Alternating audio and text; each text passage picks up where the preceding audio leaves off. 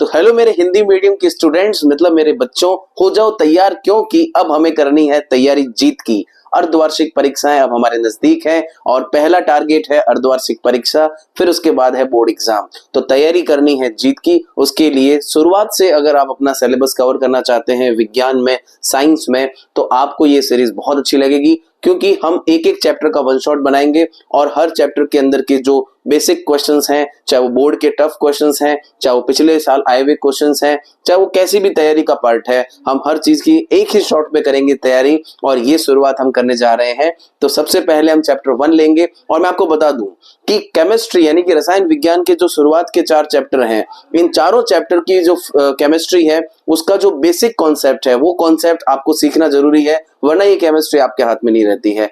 तो हिंदी मीडियम के स्टूडेंट्स के लिए ये मेरा स्पेशल रिक्वेस्ट है कि पूरी सीरीज जरूर देखना, क्योंकि आपको back to back one shot में सारे के सारे वीडियोस मिलेंगे। और चैप्टर 1 जो है उसका, चैप्टर 2 का, चैप्टर 3 का, चैप्टर 4 का, चारों केमिस्ट्री के चैप्टर हैं और चारों का कनेक्शन बहुत शानदार वाला है, क्योंकि इसमें बेसिक केमिस्ट्री का एक कॉन्सेप्ट ऐसा है जो सब पे अप्लाई होता है। यानी कई बार क्या होता है, बच्चों को दिक्कत आती है, क्या चीज की दिक्कत आती है, केमिकल रिएक्शंस के अंदर यानी रासायनिक अभिक्रियाओं के अंदर सूत्र बनते हैं, तो रासायनिक सूत्र बनाने में दिक्कत आती है। तो मैं आपको बेसिक्स यानी 0 से लगाकर 100 तक हर बात बताऊंगा, ध्यान से देखना है। रसायन विज्ञान यानी केमिस्ट्री जो है, उस केमिस्ट्री को अगर सीखना है, मतलब कि आपका जो चैप्टर है पहला जिसमें हम पढ़ते हैं रसायन विज्ञान की अभिक्रियाएं और समीकरण, तो उसमें एक तो आपको संयोजकताओं का ज्ञान होना जरूरी है। दूसरा, आपके तत्वों की जो सारणी है, मैं हर बार बताता हूं कि ये 2 ऐसी सारणियां हैं, संयोजकताओं की जो सारणी है और तत्वों की जो सारणी है, ये 2 बातें अगर आप लोग याद कर लेते हो, मैं ऐसे की बात बता रहा हूं कि रसायन विज्ञान यानी केमिस्ट्री के 4 चैप्टर इन्हीं पर डिपेंडेंट है।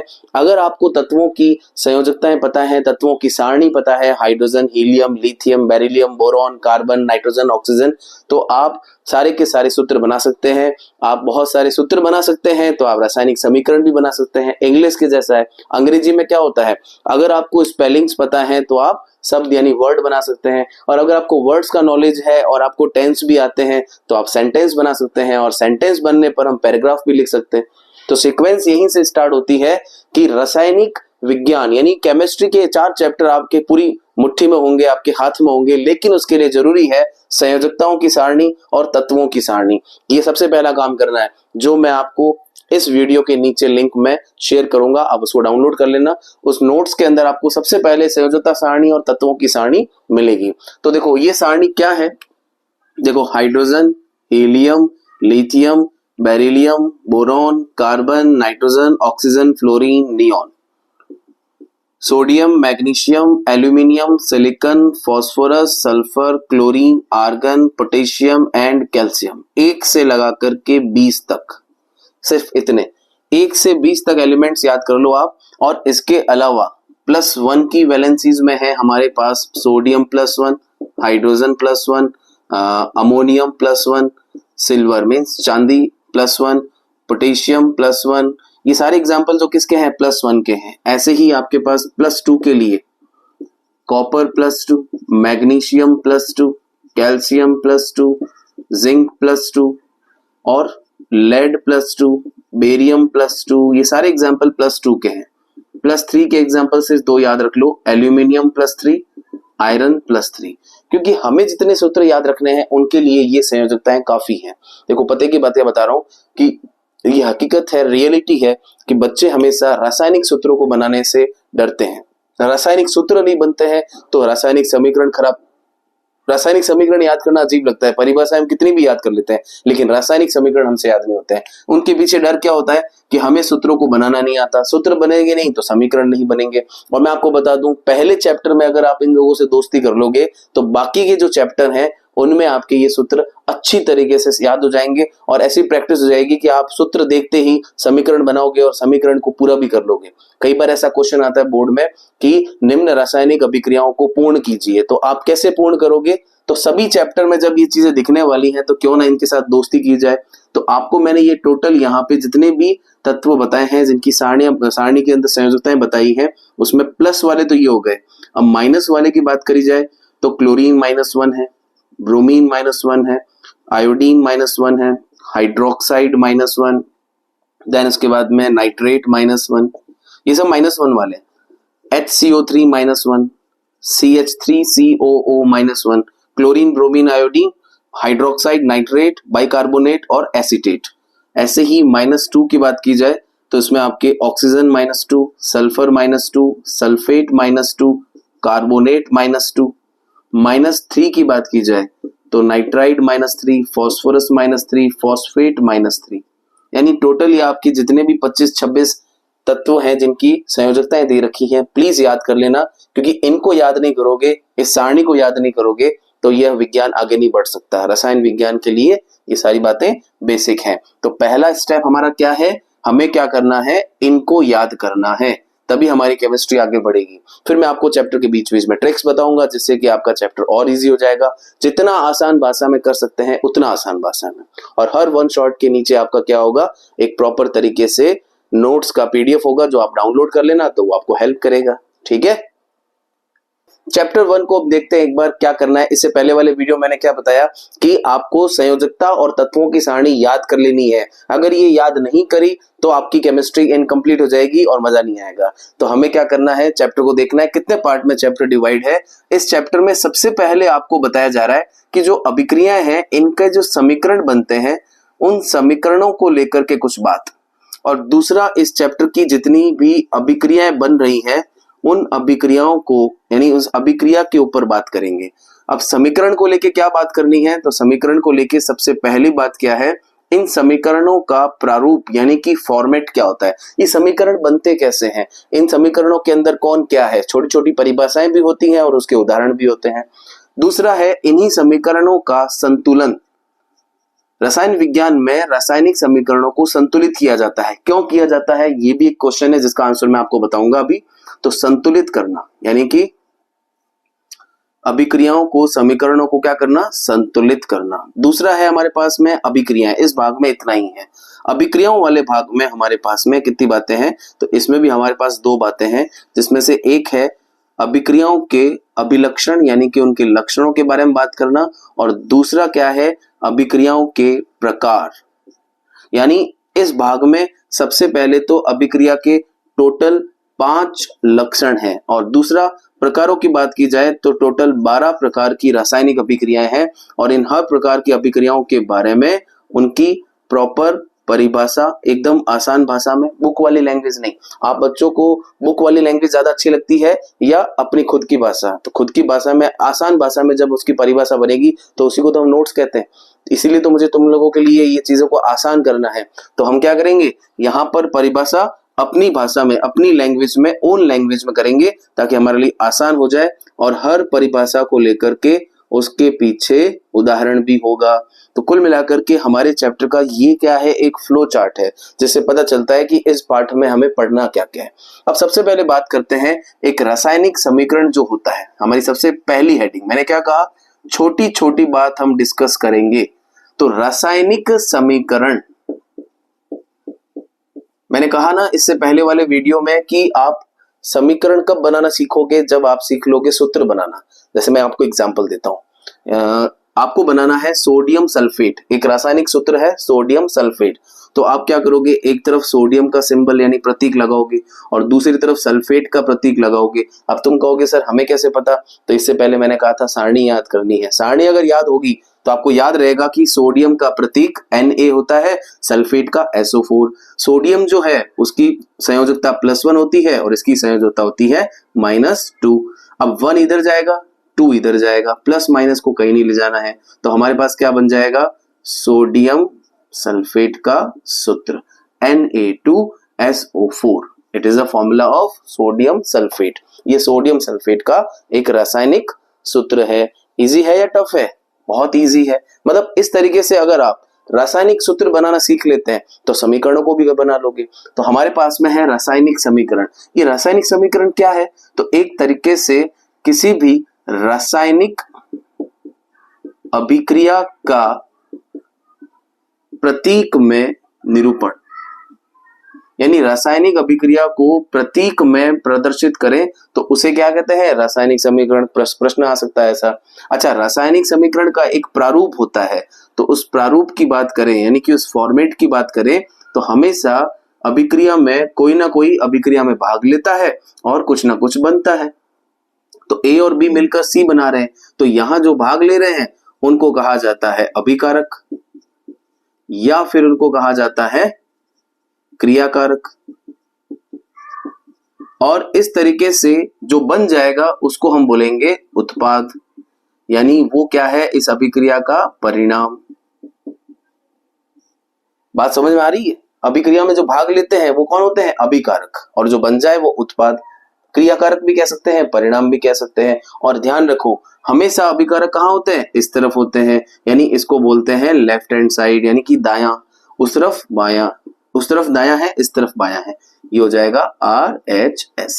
अब एक और बात बता रहा हूं, ध्यान से सुनना। किसकी बात कर रहे हैं, प्रारूप की बात कर रहे हैं।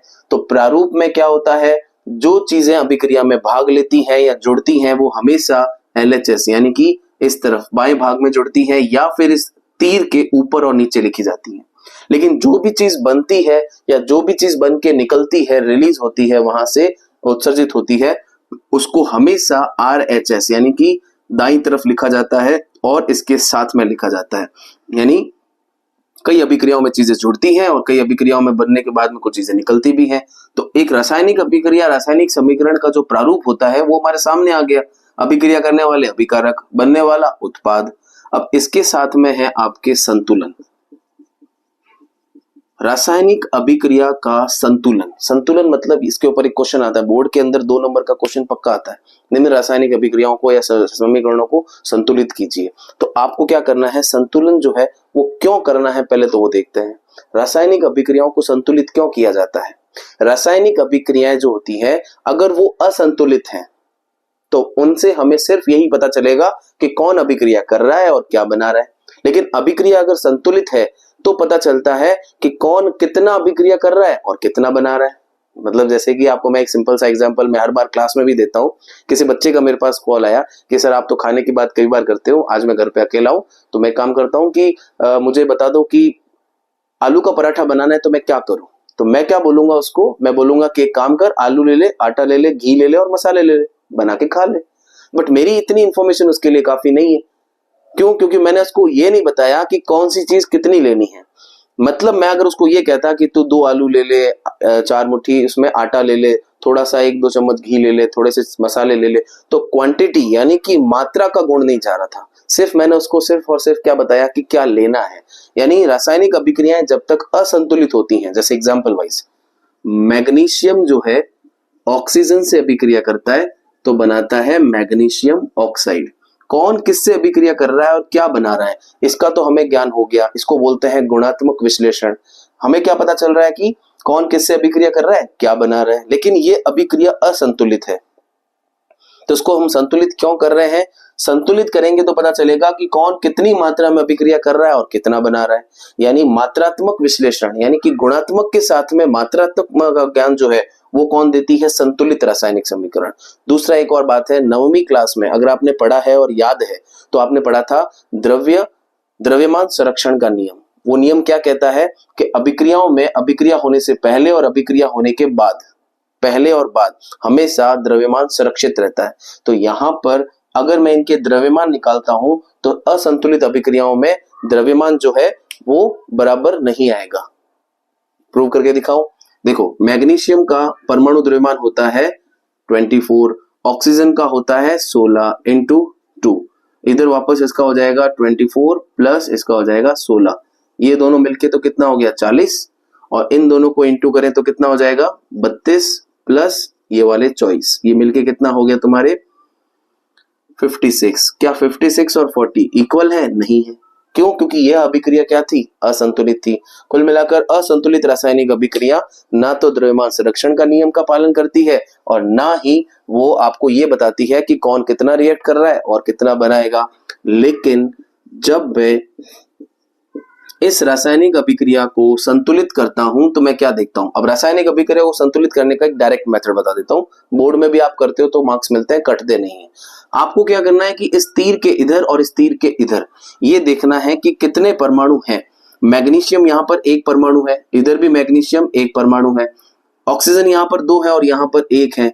तो हमें ध्यान रखना है, ये बता रहा हूं तुम्हें, बहुत अच्छे से सुनना, कभी भी कोई भी संख्या लगाओ तो पीछे और बीच में मत लगाना, हमेशा वो संख्या कहाँ लगेगी, आगे ही लगेगी, सबके आगे लगेगी, पीछे नहीं लगेगी। तो मुझे यहाँ पे ऑक्सीजन को 2 करना है, तो यहाँ पर ऑक्सीजन को 2 करने के लिए मैं क्या करूंगा, आगे 2 लगा दूंगा। इससे क्या हो गया, ऑक्सीजन तो हमारी 2 हो गई, लेकिन साथ में मैग्नीशियम भी कितना हो गया, 2, तो इधर भी 2 लगा दिया मैंने। अब आप देखोगे तो 2 मैग्नीशियम यहाँ भी है, 2 मैग्नीशियम यहाँ भी है, 2 ऑक्सीजन यहाँ भी है, 2 ऑक्सीजन यहाँ भी है, इधर बीच में प्लस आ गया ना, तो इस 2 का सिर्फ इस पे असर है, यहाँ प्लस नहीं था तो ये 2 पूर्व सबके ऊपर था।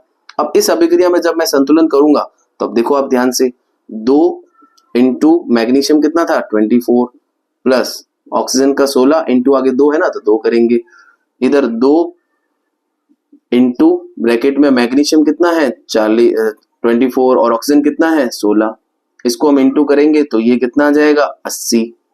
यहां पर देखो 48 प्लस 16 इंटू 2 कितना होता है 32, 40 48 और 32 कितने हो गए 80। ये देखो तो ये और ये इक्वल आ रहे हैं ना, यानी अभिक्रिया जब संतुलित होती है तो द्रव्यमान संरक्षण के नियम का पालन होता है, और अभिक्रिया असंतुलित होती है तो नहीं होता है। तो 2 कारण बता दिए मैंने आपको। असंतुलित रासायनिक अभिक्रिया सिर्फ और सिर्फ गुणात्मक विश्लेषण देती है, मात्रात्मक नहीं देती, जबकि संतुलित रासायनिक अभिक्रिया गुणात्मक तथा मात्रात्मक दोनों ही विश्लेषण देती है, दोनों ही बातें बताती है। दूसरा, संतुलित जो है वो हमेशा द्रव्यमान संरक्षण के नियम का पालन करती है, असंतुलित नहीं करती है। तो हमें ये भी समझ में आ गया कि संतुलन कैसे करते हैं, हमें ये भी समझ में आ गया कि संतुलन क्यों करते हैं। तो ये है हमारे चैप्टर का फ्लो चार्ट, इतना हमें पढ़ना है और शुरुआत हमने ये कर दी है। अब हम बढ़ते हैं आगे। जैसे मुझे एक और एग्जांपल लेते हैं कि नाइट्रोजन है, उसको हमने हाइड्रोजन से मिलाया तो बन गया NH3, इसको बोलते हैं अमोनिया, ठीक है। अब आप देखोगे इस अभिक्रिया में नाइट्रोजन के पास 2 है, मतलब N2 है, यहाँ पे नाइट्रोजन के कितने एटम है, कितने परमाणु है 2, यहाँ नाइट्रोजन का 1 परमाणु है। तो इसको 2 करने के लिए जैसे ही मैंने आगे 2 किया, इस तरीके से जब नीचे कोई संख्या होती है तो वो इससे इंटू हो जाती है, गुणा हो जाती है। तो 3 इंटू 2 करेंगे तो 6 आएगा। इसका मतलब हाइड्रोजन यहाँ पर कितने हो गए 6, और यहाँ कितने हैं 2, तो इसके आगे मैंने क्या कर दिया 3। इससे क्या हो गया, हाइड्रोजन 6 हो गए। तो कुल मिलाकर के अभिक्रिया जो है वो क्या हो गई, संतुलित हो गई। अगर मैं यहाँ पे अभिक्रिया में लिखता हूं CH4 oxygen CO2 plus H2, अब आप देखोगे इस अभिक्रिया में कार्बन इधर 1 है, इधर भी 1 है। अच्छा, यहाँ पे अगर हम देखें तो हाइड्रोजन यहाँ पे कितने हैं 4, यहाँ हाइड्रोजन 2 है, तो इन 2 को 4 करने के लिए मुझे यहाँ पे 2 लगाना पड़ेगा। इसके आगे 2 लगाऊंगा ना तो 2 इंटू 2 कितना हो जाएगा 4, लेकिन इससे क्या हो गया, ऑक्सीजन 2 हो गए और 2 इधर ऑलरेडी थे, 4 हो गए ना, तो इसको भी 4 करने के लिए इधर भी 2 लगाना पड़ेगा। इसके बाद एक और एग्जांपल ले लेते हैं। जैसे मैंने सोडियम की अभिक्रिया करवाई ऑक्सीजन से, तो ये बना सोडियम ऑक्साइड। अच्छा, कुछ बच्चे क्या सोचते हैं कि सर आप तो टीचर हैं, समीकरण बना लेते हैं और इस तरीके से याद भी रह जाती हैं, इतने सारे समीकरण हम कैसे याद करेंगे। कई बच्चों को ये टेंशन रहती है, सूत्रों को याद नहीं रख पाते हैं, समीकरण याद नहीं रख पाते हैं। तो मैंने अभी आपको पहले भी बता रखा है कि अगर आप संयोजकताओं को सीख लोगे तो आप सूत्र बनाना भी सीख लोगे और एक कॉन्फिडेंस आ जाएगा। चैप्टर 1 में इस चीज का टेंशन नहीं लेना है कि समीकरण कैसे बनेंगे, समीकरण बने बनाए मिलेंगे, आपको तो सीधा संतुलित करना है। हाँ, ये जरूर है कि ये समीकरण आपको शब्द लैंग्वेज में लिखे हुए आ सकते हैं। मैं अभी आपको सिखाऊंगा कि शब्दों में अगर लिखे हुए आ जाए तो क्या करना है, उसके लिए उसको कन्वर्ट करना पड़ेगा। बाकी चैप्टर 1 में इस चीज का ज्यादा टेंशन नहीं लेना है कि समीकरण जो है, रासायनिक समीकरण हम खुद इतने सारे कैसे याद करेंगे। धीरे धीरे आप चैप्टर 2 में आओगे, 3 में आओगे, आपको नॉलेज हो जाएगा कि कौन सी चीज किससे रिएक्ट करके क्या बनाती है, धीरे धीरे आपको पता चलेगा ना। डरने की जरूरत नहीं है, अभी सीक्वेंस को फॉलो करते हैं, यानी क्रम से देखते हैं, आगे बढ़ते हैं। सोडियम यहाँ पर 1 है और यहाँ पर 2 है, ऑक्सीजन यहाँ पर 2 है और यहाँ पर 1 है। कुल मिलाकर के ऑक्सीजन में गड़बड़ दिख रही है ना, ये तो क्या हो गया, बढ़ गया, लेकिन ये तो कम हो गया। तो पहले इसको सॉल्व करते हैं। ऑक्सीजन यहाँ पर 2 है और यहाँ पर 1 है, तो मैंने आगे 2 लगाया। इससे क्या हो गया, सोडियम कितने हो गए 4, तो इधर भी 4 लगा दिया, बैलेंस हो गया मामला। तो ये तो वो एग्जाम्पल ले लिया हमने जो समीकरण लिखे हुए आएंगे। अब कई बार क्या होगा, आपको कैसे लिखा हुआ मिलेगा, थोड़ा अलग तरीके से। अब वो तरीका अलग कैसे है, तो आपको बोलेंगे कि लैंग्वेज में लिखा हुआ आएगा। लैंग्वेज में क्या लिखा हुआ आएगा, मैं बोल के बता देता हूं कि मैग्नीशियम जल से अभिक्रिया करके मैग्नीशियम हाइड्रोक्साइड और हाइड्रोजन गैस बनाते हैं। ध्यान से सुनना, मैग्नीशियम जल से अभिक्रिया करके मैग्नीशियम हाइड्रोक्साइड तथा हाइड्रोजन गैस बनाते हैं। तो आप सब समीकरण बनाओगे। सबसे पहले आप क्या लिखोगे, सबसे पहले आप लिखोगे मैग्नीशियम प्लस जल मिलकर के मैग्नीशियम हाइड्रोक्साइड, ये देखो आप हाइड्रोक्साइड, साथ में क्या बनाएंगे, हाइड्रोजन गैस। इसको हम सीधा लिख देते हैं, कोई फर्क नहीं पड़ता। तो आपने क्या किया, इस तरीके से लिखा, इस तरीके से लिखा तो इसको बोलते हैं शब्द समीकरण।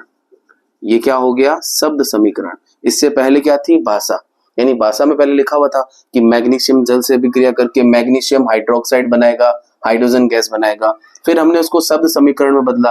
अब मैग्नीशियम का प्रतीक आपको याद होगा तो आप लिखोगे Mg, और जल का प्रतीक आपको याद होगा तो आप लिखोगे H2।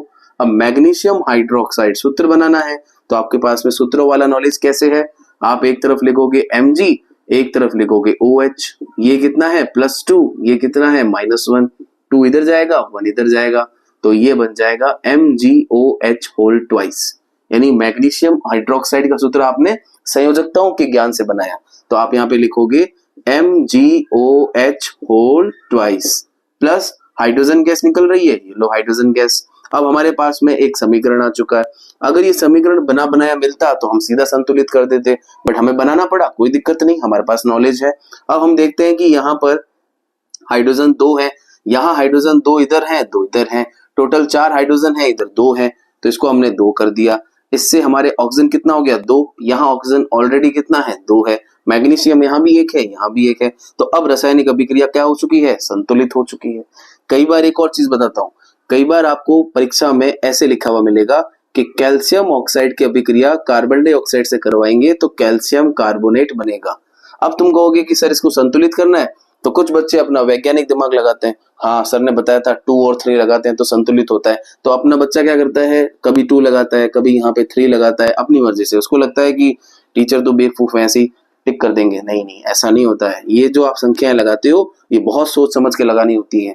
अगर इस रासायनिक अभिक्रिया को, इस समीकरण को ध्यान से देखोगे तो ये अभिक्रिया पहले से संतुलित है, मतलब कि यहाँ पे आपके साथ हो गया है स्कैम। ठीक है, कैल्शियम यहाँ पर 1, यहाँ भी 1, ऑक्सीजन यहाँ पे कितने हैं, 3, यहाँ पे देखो 2 और 1, यहाँ पे भी 3 है, कार्बन यहाँ 1 है, यहाँ भी 1 है। हमें तो पूरा LHS और पूरा RHS देखना है, तो हम तो देख रहे हैं यहाँ पे दोनों तरफ परमाणुओं की संख्या समान है, तो उसको क्या बोलते हैं, संतुलित समीकरण। तो ऐसे समीकरण के लिए आपको आंसर में क्या लिखना है कि उपरोक्त समीकरण पूर्व संतुलित है। पूर्व संतुलित होने का मतलब क्या है, पहले से संतुलित है, हमें उसमें कुछ करने की जरूरत ही नहीं है। बट परीक्षा में आपकी परीक्षा ली जा सकती है, आपके साथ स्कैम हो सकता है। आपको पहले से ही संतुलित अभिक्रिया दे देंगे और बोलेंगे कि उसको संतुलित करो। बच्चा तो ये सोचेगा ना कि हाँ कुछ ना कुछ लगाना होगा 2, 3 करके, तो वो यहाँ पे संख्याएं लगा करके जो सही था उसको भी गलत कर देगा। तो अब संतुलन को लेकर के आपके दिमाग में कोई तरीके का डाउट नहीं होना चाहिए। ये रासायनिक अभिक्रियाओं का संतुलन हो गया और ये हर चैप्टर में काम आता रहता है, डरने की जरूरत नहीं है। केमिस्ट्री बहुत अच्छी है, थोड़ा प्यार से और थोड़ा दोस्ती करके आगे बढ़ोगे तो हर चैप्टर में ये सूत्र और समीकरण आपका साथ देंगे। ठीक है, तो बच्चों चैप्टर के दूसरे पड़ाव में हमारे पास में है 2 टारगेट। सबसे पहली बात अगर हम करें तो हमारा जो दूसरा भाग है रासायनिक अभिक्रियाओं के बारे में, यहाँ 2 बातें पढ़नी है। एक तो रासायनिक अभिक्रियाओं के अभिलक्षण और दूसरा है रासायनिक अभिक्रियाओं के प्रकार। तो आइए देख लेते हैं एक बार रासायनिक अभिक्रियाओं के अभिलक्षण क्या क्या है। तो सबसे पहला पॉइंट है अभिलक्षण, मतलब कि अगर रासायनिक अभिक्रिया हो रही है तो उसके गुणधर्म क्या है, यानी रासायनिक अभिक्रिया के गुणधर्म क्या हो सकते हैं। अगर एक रासायनिक अभिक्रिया होगी तो उस रासायनिक अभिक्रिया में हमें क्या देखने को मिलेगा, हमें उसके अंदर गैसों का निर्माण होते हुए दिखेगा। देखो कई बार बोर्ड में ऐसा क्वेश्चन आता है कि रासायनिक अभिक्रियाओं के दौरान क्या क्या परिवर्तन होते हैं, रासायनिक अभिक्रिया के गुणधर्म क्या होते हैं। तो रासायनिक अभिक्रिया के दौरान हमेशा कई बार गैसों का निर्माण होता है, कई बार हम देखते हैं कि ताप परिवर्तन होते हैं। अभिक्रियाओं के दौरान ताप परिवर्तन हो जाता है, अभिक्रियाओं के दौरान रंग परिवर्तन हो जाता है। रंग परिवर्तन का मतलब क्या हो गया, कलर चेंज हो जाएगा। और इसके अलावा देखें तो अवस्थाओं में, यानी कि भौतिक अवस्था जो होती है, उन भौतिक अवस्थाओं में भी क्या हो जाता है, परिवर्तन आ जाता है।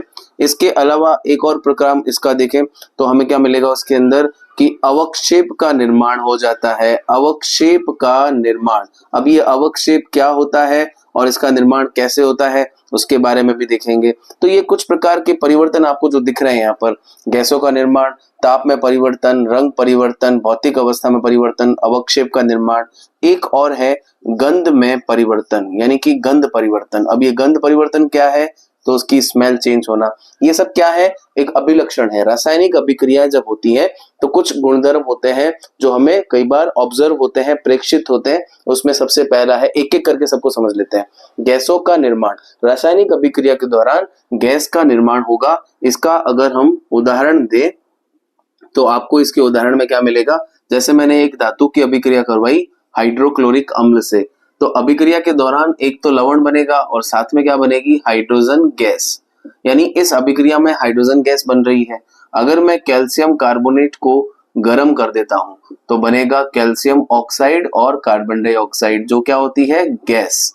तो गैस बन रही है। तो कई बार रासायनिक अभिक्रियाओं में गैसों का निर्माण होता है। यह रासायनिक अभिक्रिया का क्या होता है, गुण होता है। नंबर 2 पे अगर हम बात करें तो वो है ताप परिवर्तन।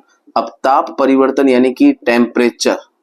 कई बार ऐसा होता है कि अभिक्रिया के दौरान या तो टेम्परेचर बढ़ जाता है या टेम्परेचर घट जाता है। तो जब भी अभिक्रिया ऊष्माक्षेपी प्रकार की होती है, अब देखो यहाँ पर थोड़ा कंफ्यूजन रहेगा तुम लोगों को। ऊष्माक्षेपी, ऊष्मा का मतलब तो हो गया ताप, यानी कि एक तरीके से हीट, और क्षेपी मतलब उत्सर्जित होना, निकलना। यानी जिस रासायनिक अभिक्रिया में ऊष्मा या ऊर्जा निकलेगी उसका ताप क्या हो जाएगा, बढ़ जाएगा। और जिन रासायनिक अभिक्रियाओं में ऊष्मा का शोषण होगा उसमें बोलेंगे ऊष्मा शोषी अभिक्रिया। उदाहरण के लिए अभी मैंने आपको बताया था पहले वाले वीडियो में कि मीथेन की अभिक्रिया ऑक्सीजन से होती है। मतलब जब मीथेन गैस को जलाया जाता है तो कार्बन डाइऑक्साइड के साथ में जल और साथ में ऊष्मा का, ऊर्जा का उत्सर्जन होता है, यानी ऊष्मीय ऊर्जा निकलती है। तो यह रासायनिक अभिक्रिया ऊष्माक्षेपी प्रकार की है, जिसके दौरान अभिक्रिया के दौरान ताप का मान बढ़ जाएगा। मतलब रासायनिक अभिक्रिया कैसी है, ऊष्माक्षेपी है। ये अभिक्रियाओं के प्रकार में भी काम आएगा। ऊष्मा शोषी की अभिक्रियाओं में ये वाला देखो एग्जाम्पल, अगर मैं कैल्शियम कार्बोनेट को गर्म कर रहा हूं, मतलब मैं ऊष्मा दे रहा हूं, तभी तो वो टूट रहा है। तो इस तरीके से इन अभिक्रियाओं में क्या होता है, इन अभिक्रियाओं में ऊष्मा का अवशोषण होता है जिससे ताप कम हो जाएगा, ऊष्मा का उत्सर्जन होता है जिससे कि ताप और बढ़ जाएगा। तो ताप में परिवर्तन भी हो रहे हैं। तीसरा है रंग परिवर्तन। अब देखो रंग में परिवर्तन का सिंपल सा एग्जांपल देता हूं कि मैंने एक परखनली में क्या किया, कॉपर सल्फेट का जलीय विलयन डाल दिया। अब देखो कॉपर सल्फेट का अगर जलीय विलयन है तो वो किस कलर का होगा, नीला। इसको नीला तोता कहते हैं। तो नीले कलर का कॉपर सल्फेट है और इसके अंदर मैं क्या कर रहा हूं, लोहे के टुकड़े डाल रहा हूं, यानी कि लोहे की कीलें डाल रहा हूं। और लोहे की जो कील होती है, लोहे का प्रतीक क्या होता है, आयरन का प्रतीक क्या होता है, फेरम, यानी Fe। तो इस अभिक्रिया में आपको क्या दिख रहा है, Fe की अभिक्रिया हो रही है कॉपर सल्फेट से, और ये क्या बन रहा है, FeSO4 प्लस कॉपर। इस अभिक्रिया में कॉपर सल्फेट का जलीय विलयन था तो अभिक्रिया में नीला रंग दिख रहा था। जैसे अभिक्रिया होती है तो फेरस सल्फेट का जलीय विलयन बनेगा जो किस प्रकार का होता है, हरा। तो नीले से हरा हो गया। यानी रासायनिक अभिक्रियाओं के दौरान रंग परिवर्तन भी होते हैं, उसका एक उदाहरण मिल गया। चौथा है हमारे पास में भौतिक अवस्था में परिवर्तन। अब भौतिक अवस्था का मतलब क्या हो गया कि जैसे हम क्या करते हैं, हाइड्रोजन गैस की अभिक्रिया ऑक्सीजन गैस से करवाते हैं और जल बन जाता है जो कि द्रव अवस्था में है, यानी अवस्थाओं में परिवर्तन आ जाते हैं। यहाँ पर जो होते हैं अभिकारक वो गैस में होते हैं, आगे द्रव बन जाता है, इधर द्रव होते हैं, आगे ठोस बन जाता है। तो भौतिक अवस्था में परिवर्तन भी होते हैं। उसके बाद है अवक्षेप निर्माण। अब सबसे पहले तो सीखने वाली बात यह है कि ये अवक्षेप क्या है। अवक्षेप का मतलब होता है एक प्रकार का अघुलनशील ठोस। अवक्षेप का मतलब होता है अघुलनशील ठोस। मैं एक अभिक्रिया बताता हूं, सोडियम सल्फेट की अभिक्रिया जब बेरियम क्लोराइड से करवाई जाती है। मैंने अपने YouTube शॉर्ट्स में इसका एक एक्सपेरिमेंट वीडियो बना रखा है, आप देखना चाहे तो वहां पे भी एक बार देखना। सोडियम सल्फेट और बेरियम क्लोराइड की अभिक्रिया करवाते हैं तो क्या बनता है, सोडियम क्लोराइड और बेरियम सल्फेट। तुम कहोगे सर आपको तो ये याद रहते हैं, हमें कैसे याद रहेंगे? तो धीरे धीरे प्रैक्टिस करोगे तो आपको भी समीकरण याद हो जाएंगे। इस अभिक्रिया के पीछे मेन बात क्या है कि ये दोनों जो होते हैं वो रंगहीन द्रव होते हैं, इन दोनों में कोई रंग नहीं है, पानी की तरह ट्रांसपेरेंट है, पारदर्शी है। लेकिन जैसे अभिक्रिया होती है सोडियम क्लोराइड के साथ में जो बेरियम सल्फेट बनता है, इसके बनने की वजह से यहाँ पर एक सफेद कलर का मतलब कि श्वेत अवक्षेप प्राप्त होता है। और ये श्वेत अवक्षेप यानी सफेद अवक्षेप किसका होता है, बेरियम सल्फेट का। तो अवक्षेप बनना मतलब अवक्षेपण, यह भी एक रासायनिक अभिक्रिया का प्रकार है। और लास्ट में है गंध परिवर्तन। गंध का मतलब होता है स्मेल। देखो सुबह का बना हुआ भोजन शाम तक नहीं चलता गर्मियों में, सर्दियों में 2 दिन चल जाता है। अच्छा, गर्मियों में भी अगर उस भोजन को फ्रिज में रख दिया जाए तो फ्रिज में वो 2 दिन चल जाएगा। यानी हमारी कोई फेवरेट सब्जी है या कोई भी ऐसी अचार जैसी सब्जी है तो वो आपके 2-3 दिन चल जाती है, चटनी है 4-5 दिन चल जाती है फ्रिज में रखने पर। लेकिन अगर उसको फ्रिज में नहीं रखें तो बाहर उसके अंदर टेस्ट में चेंज आ जाता है। तो रासायनिक अभिक्रियाओं में गंध परिवर्तन यानी स्मेल, आपका जो शाही पनीर है बहुत ही फेवरेट है, सुबह बना खा नहीं पाए थे, अब शाम को खाने की इच्छा हुई लेकिन उसमें बदबू आने लग गई, तो ऐसी बदबूदार शाही पनीर आप खा पाओगे? कितना भी फेवरेट है लेकिन नहीं खा पाएंगे, क्योंकि उसके गंध में परिवर्तन हो चुका है। और वो गंध परिवर्तन अब परिवर्तित नहीं हो सकता क्योंकि वो रासायनिक परिवर्तन है। तो ये मैंने आपको जो एग्जाम्पल देकर के एक बात समझाई है, ये सारे के सारे अभिलक्षण है, ये सारे के सारे गुणधर्म है किसके, रासायनिक अभिक्रियाओं के। तो 6 गुणधर्म को हमने उदाहरण देकर के समझा, ये था नॉर्मल साइड कॉन्सेप्ट। अब हम बढ़ते हैं आगे की तरफ और वो क्या है, प्रकार। रासायनिक अभिक्रियाओं के प्रकार, उनकी परिभाषाएं और उनके उदाहरण। बहुत ध्यान से देखना, बहुत इजी है, ठीक है। अब है अभिक्रियाओं के प्रकार, मतलब कि रासायनिक अभिक्रियाएं कितने प्रकार की होती हैं। तो सामान्यतः हम यहाँ पर 12 प्रकार की अभिक्रियाओं को पढ़ेंगे। उसमें देखो आपकी कौन कौन सी अभिक्रियाएं हैं, तो देखो सबसे पहली है संयोजन, मतलब वह रासायनिक अभिक्रियाएं जिनमें क्या होगा, अभिक्रियाओं के अंदर संयोजन यानी जुड़ना, यानी कुछ चीजें जुड़ेंगी और कुछ नई चीज बनेगी, यानी बहुत सारी चीजें जुड़ती हैं तो एक नया सिंगल प्रोडक्ट यानी कि एक सिंगल उत्पाद बन जाता है। दूसरा है इसी का उल्टा, उसको बोलेंगे वियोजन। वियोजन का मतलब होता है टूटना। तीसरे नंबर पर आ जाएगा विस्थापन। अब विस्थापन अभिक्रिया का मतलब क्या होता है, तो यहाँ पर अधिक सक्रिय कम सक्रिय को क्या कर देता है, विस्थापित कर देता है। उसके बाद में द्विविस्थापन। द्विविस्थापन नंबर 4 के बाद नंबर 5 पर है हमारे पास में अपचयन अभिक्रिया। अपचयन 6 पे है उपचयन अभिक्रिया। और अपचयन उपचयन मिलाते हैं तो इसको बोलते तो है अपचय उपचय, लेकिन इन दोनों को मिलाकर हम रेडॉक्स अभिक्रिया भी कहते हैं। आपकी बुक में रेडॉक्स लिखा होगा, क्योंकि अपचयन को इंग्लिश में कहते हैं रिडक्शन और उपचयन को इंग्लिश में कहते हैं ऑक्सीडेशन। तो रिडक्शन और ऑक्सीडेशन को मिलाते हैं, जिसमें दोनों अभिक्रियाएं होती हैं वो होते हैं redox. Red plus ox, redox, इन दोनों अभिक्रियाओं का सम्मिश्रण है ये। दूसरा, उसके बाद में अगर हम देखें तो एक होती हैं ऊष्माक्षेपी अभिक्रियाएं और एक होती हैं आपके 9 नंबर पे ऊष्मा शोषी अभिक्रियाएं। उसके बाद हम देखें तो आपके आता है विकृत गंधिता। अभी थोड़ी देर पहले हमने इससे पहले वाले वीडियो में क्या देखा, जस्ट पहले, कि गंध में परिवर्तन होता है, तो उसी को बोलते हैं विकृत गंधिता, मतलब गंध का विकृत होना। और उसके बाद में है संक्षारण अभिक्रिया और लास्ट में है अवक्षेपण। ये भी हमने इससे पहले वीडियो में देखा था कि अवक्षेपण क्या होता है, तो अवक्षेपण अभिक्रिया। इस तरीके से हमारे पास में टोटल 12 प्रकार की अभिक्रियाओं का हमें अध्ययन करना है। हमारा टारगेट अब लास्ट क्या है कि इन 12 प्रकार की अभिक्रियाओं को परिभाषित करके इनके उदाहरण देखना। तो सबसे पहले हम बात करते हैं संयोजन अभिक्रिया की। संयोजन अभिक्रिया जो है वो किसे कहते हैं, तो इसमें 2 या 2 से अधिक परमाणु मिलकर के अणु या अणुओं से मिलकर के यौगिकों का निर्माण होता है। मतलब यहाँ पर कुछ ना कुछ जुड़ेगा और कुछ ना कुछ बनेगा। एक अभिक्रिया के अंदर आपको कुछ जुड़ता हुआ दिख रहा है और कुछ बनता हुआ दिख रहा है। जैसे कैल्शियम ऑक्सीजन से अभिक्रिया कर रहा है तो कैल्शियम ऑक्साइड बना रहा है ना। कार्बन ऑक्सीजन से अभिक्रिया कर रहा है तो कार्बन डाइऑक्साइड बना रहा है। और ये दोनों अणु जो हैं ये अगर आपस में मिल रहे हैं तो ये बना रहे हैं यौगिक, यानी कि कैल्शियम कार्बोनेट। कुछ ना कुछ जुड़ रहा है और कुछ ना कुछ बन रहा है। इसको बोलते हैं संयोजन अभिक्रिया। नंबर 2 पे है वियोजन अभिक्रिया। वियोजन का मतलब होता है टूटना, मतलब आपका जो अभिकारक है वो 2 या 2 से अधिक अणुओं में या परमाणुओं में टूटेगा। तो इसके उदाहरण में हम क्या लिख सकते हैं, जैसे जिंक कार्बोनेट को गर्म किया तो गर्म करते ही ये जिंक ऑक्साइड में और कार्बन डाइऑक्साइड में टूट जाएगा। कार्बोनेट जब भी गर्म होते हैं तो कार्बन डाइऑक्साइड में टूटने का कार्यक्रम रहता है।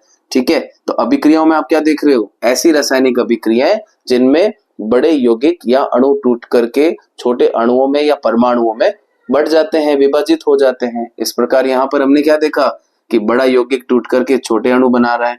अगर मैं यहाँ पर कोई और अभिक्रिया लेता हूं जैसे जल, हालांकि मैं आपको बता दूं कि ये जो वियोजन है ये वियोजन भी 3 प्रकार का होता है। एक होता है यह वियोजन किस प्रकार का, थर्मल, जिसको हम बोलते हैं उष्मीय योजन। वियोजन को ही हम बोल सकते हैं एक तरीके से अपघटन अभिक्रिया। तो एक होता है तापीय अपघटन, वो आपको देखने को मिल गया। एक होता है इसके अंदर विद्युतीय अपघटन, यानी कि मैं अगर जल को विद्युत से अभिक्रिया करवाऊंगा तो विद्युत अपघटन होने पर जल जो है वो हाइड्रोजन और ऑक्सीजन में कन्वर्ट हो जाएगा, हाइड्रोजन ऑक्सीजन में टूट जाएगा। इसकी एक क्या बोलते हैं क्रियाकलाप आपके सिलेबस में है, वो भी हम डिस्कस करेंगे।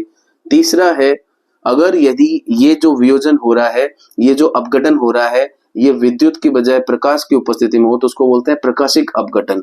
यानी सिल्वर क्लोराइड को प्रकाश की उपस्थिति में रखा जाए तो ये सिल्वर में और क्लोराइड में टूट जाता है, यानी आपका सिल्वर क्लोराइड सिल्वर और क्लोरीन में टूट चुका है।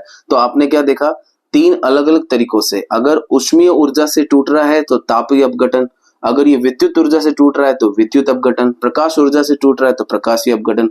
कुल मिलाकर के एक बड़ा यौगिक या अणु टूट करके अणुओं में या परमाणुओं में बदल रहा है। तो वियोजन कह दो या अपघटित या अपघटन कह दो, दोनों का मतलब सेम है। यहाँ पर चीजें टूटती हैं, अपघटित होती हैं।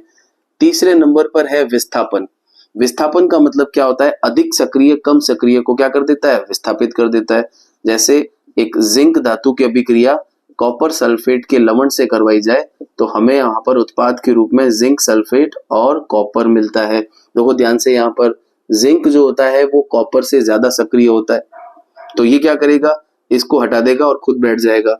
तो देखो ZnSO4 बन गया, कॉपर बेचारा अलग हो गया। तो तुम सोचोगे कि सर कौन किससे ज्यादा सक्रिय है या कौन कम, आपको तो पता है, हमें कैसे पता चले। तो इसके लिए एक सक्रियता श्रेणी होती है। सबसे ऊपर होता है उसके अंदर पोटेशियम, फिर उसके बाद में होता है सोडियम, उसके बाद में कैल्शियम, फिर मैग्नीशियम, फिर एल्यूमिनियम, फिर आयरन, फिर लेड, फिर हाइड्रोजन, फिर कॉपर, फिर मर्क्यूरी, फिर उसके बाद में सिल्वर, उसके बाद में ऑरम, उसके बाद में प्लेटिनम। यानी जैसे जैसे ऊपर से नीचे आ रहे हैं सक्रियता कम हो रही है। तो इसको याद करने का एक ट्रिक मैंने पहले भी बता रखा है, फिर से बता देता हूं। केदारनाथ का माली आलू जरा फीके, अब देखो जरा यहाँ पर जिंक रह गया, ट्रिक से याद आ गया ना। केदारनाथ का माली आलू जरा फीके पकाता है। अब देखो कॉपर का C और मर्क्यूरी का H, सिल्वर का A, ऑरम का A और प्लेटिनम का A, इन सबको मिलाएं तो क्या बनता है, CHAAP, यानी छाप। यानी इसको याद रखने का तरीका क्या हो गया, छाप। केदारनाथ का माली आलू जरा फीके पकाता है, छाप। इससे आप इस सीरीज को याद करोगे और जब आप बोर्ड एग्जाम में एग्जाम देने जाओगे या अर्धवार्षिक में जाओगे तो ये अपने रफ कॉपी में लिख लो। अब आपको पता चल गया है कि मैं अगर मैग्नीशियम की अभिक्रिया जिंक क्लोराइड से करवाऊंगा तो मैग्नीशियम इसको हटा देगा, मैग्नीशियम क्लोराइड बन जाएगा और जिंक बेचारा अलग हो गया, क्योंकि मैग्नीशियम जो है वो जिंक से ऊपर है। तो ऊपर के तत्व नीचे के तत्व को विस्थापित करने की क्षमता रखते हैं, क्योंकि ये अधिक सक्रिय है, ये कम सक्रिय है। ऐसे ही अगर हम इसकी अभिक्रिया करवाते हैं आयरन प्लस कॉपर सल्फेट, अभी थोड़ी देर पहले हमने देखा था रंग परिवर्तन में, तो देख लो आप आयरन सल्फेट के साथ में कॉपर अलग हो गया। तो ये सारे एग्जाम्पल किसके हो गए, विस्थापन के हो गए। ऐसे ही नंबर 4 पर है द्विविस्थापन। द्विविस्थापन अभी हमने थोड़ी देर पहले देखा था अवक्षेपण में, यानी अगर मैं सोडियम सल्फेट की अभिक्रिया बेरियम क्लोराइड से करवाता हूं तो आप क्या देखते हो कि इसका क्लोरीन यहां आ जाता है और इसका सल्फेट यहां आ जाता है। द्विविस्थापन का मतलब इन दोनों का 2 बार इधर उधर होना, यानी 2 अभिकारकों के बीच में आयनों का आदान प्रदान होता है, इसको बोलते हैं द्विविस्थापन। और ये क्या हो गया NaCl प्लस BaSO4। इस तरीके से द्विविस्थापन की अभिक्रिया भी समझ में आ गई। तो ये मैंने आपको शुरुआत में बता दी 4। अब इसके बाद अगर हम देखें तो नंबर 5, 6 और 7। 5 पर है अपचयन। अपचयन का दूसरा नाम है हाइड्रोजनीकरण, यानी अगर हाइड्रोजन जुड़ रही है तो वहां पर क्या होगा, हाइड्रोजनीकरण होगा। आप देख लो नाइट्रोजन के साथ में हाइड्रोजन जुड़ रही है तो इसको हम क्या बोलेंगे, हाइड्रोजनीकरण या अपचयन। उसके बाद में है उपचयन, जिसका दूसरा नाम होता है ऑक्सीकरण। तो ये आपके अपचयन के बाद ऑक्सीकरण में क्या होगा, ऑक्सीजन जुड़ेगी, यानी सोडियम के साथ में ऑक्सीजन जुड़ गई तो सोडियम ऑक्साइड बन गया, कार्बन के साथ ऑक्सीजन जुड़ गई तो कार्बन डाइऑक्साइड बन गई। कुल मिलाकर के जब किसी भी चीज में ऑक्सीजन जुड़ रही है तो उसको बोलते हैं उपचयन, और जिसमें ये दोनों हो रहे हैं उनको हम बोलते हैं रेडॉक्स। रिडक्शन भी हो रहा है, ऑक्सीडेशन भी हो रहा है। इसका उदाहरण देते हैं, कॉपर की अभिक्रिया जल से करवाई जाती है तो बनता है कॉपर ऑक्साइड की अभिक्रिया हाइड्रोजन से करते हैं तो बनता है कॉपर प्लस जल। यानी आप देख रहे हो अभिक्रिया में कॉपर ऑक्साइड के पास ऑक्सीजन है, लेकिन अभिक्रिया के दौरान इसकी ऑक्सीजन जा चुकी है। ऑक्सीजन जा चुकी है इसका मतलब अपचयन हुआ है। इसके पास ऑक्सीजन थी नहीं, लेकिन अभिक्रिया के दौरान इसके पास ऑक्सीजन आ चुकी है, मतलब इसका ऑक्सीकरण हुआ है।